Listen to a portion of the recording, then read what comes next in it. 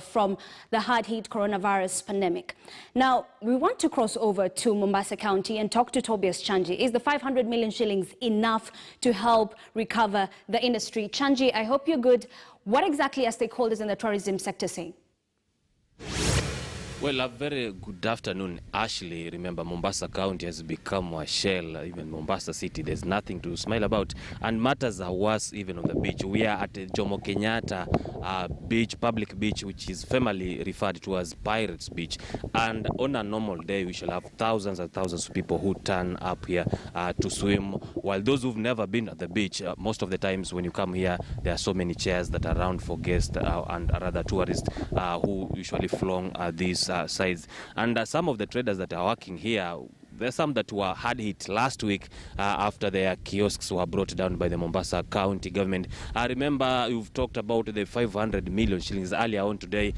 We had an interview with some of these hoteliers who said that money is a drop in the ocean. Remember, those who depend on these industries are so many. We are talking about the beach operators, we are talking about tour operators, we are talking about the curio sellers, we are talking about those who are working the hotels. And so those people who are depending on hotel industry, the tourism industry are so many. We're talking about hundreds of thousands of people who've already been laid or they're not working at the moment, and for 3 months they've not even been able to get their salaries. Right now I'll speak with one of the beach trader here at the Pirates Beach, maybe to just tell us some of his expectations and the challenge that they've gone through so far for the last 3 months.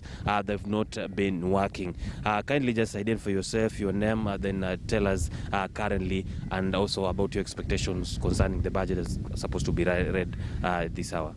Well, I'm Anthony Otiende Rudo. I'm a trader here. I've been working here for the last 13 years, right from high school. Now I'm in college, and I'm also married, and we were operating a small kiosk here. But since the COVID-19 was announced with the first victim, this is the first place which was closed. The Jomo Kenyatta Public Beach was closed immediately. So actually we have gone through difficulties, and from Friday this week, last Friday, the county government also came and vandalized everything. Actually we have been paralyzed economically. Okay, thank you, sir. That's just one of the many traders who operate here at the public beach hotel, public beach Pirates here. Just talking about some of the experience that have been forced to undergo, especially after the start of this COVID-19. Remember that most people here depend also on flights which were cancelled, and they depend mostly on foreign and domestic tourists.